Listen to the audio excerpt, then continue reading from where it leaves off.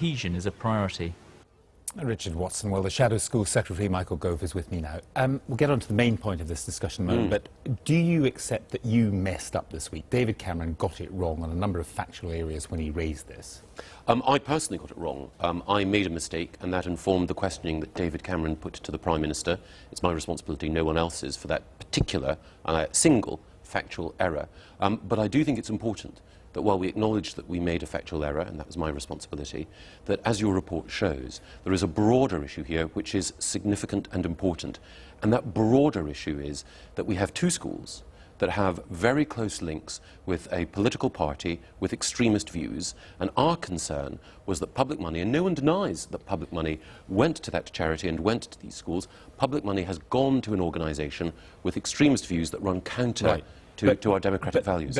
I've got to pick you up on a number of these points. Extremist views, that's a value judgment. Yes, of course. People are entitled to their views in this country. People are entitled to run faith schools in this country. And, you know, most, as we say in our report, most of this curriculum is pretty innocuous stuff.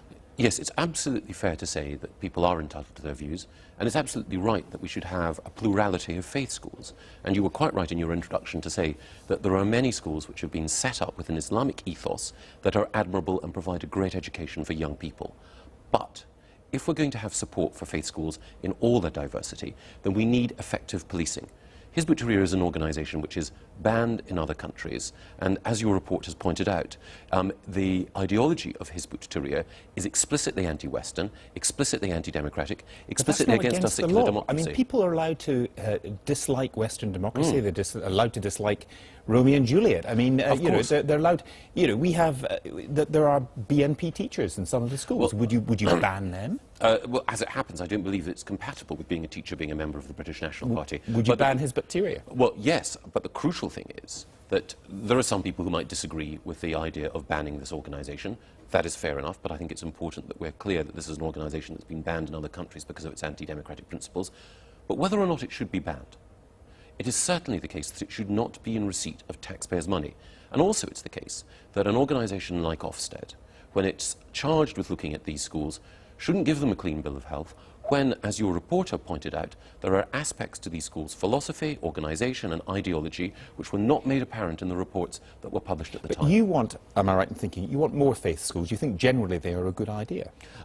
Properly run faith schools can contribute to giving parents choice and giving an appropriate education. Indeed, a report's been published today showing that there are many faith schools which actually contribute to community cohesion, but we'll only get support for faith schools if we're clear about the line that we draw. You've visited Northern Ireland. You've seen what happens when communities are educated separately. Yes. And inevitably, even if most faith schools in this country of whatever denomination are not a problem, you are going to get problems like this where people feel themselves separate. Well, I think that the British position, and the correct British position, is to say we will have had faith schools, Christian, Jewish, Muslim, Hindu, Sikh. We will have faith schools in the future. That's part of being British, part of respecting diversity.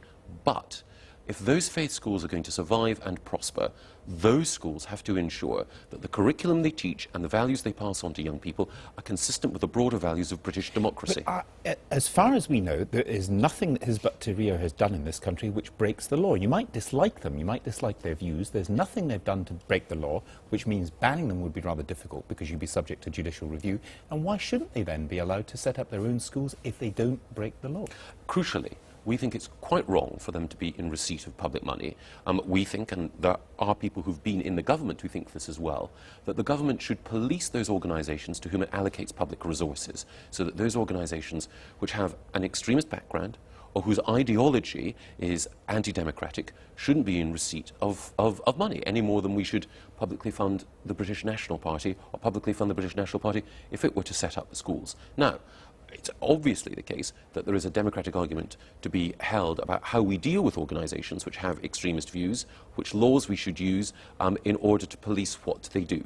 But one thing seems to me to be clear, and I think it's reflected by the Muslim voices that we heard in the package this evening, and that is that we should not have taxpayers' money subsidising these organisations. Michael Gove, thank you very much.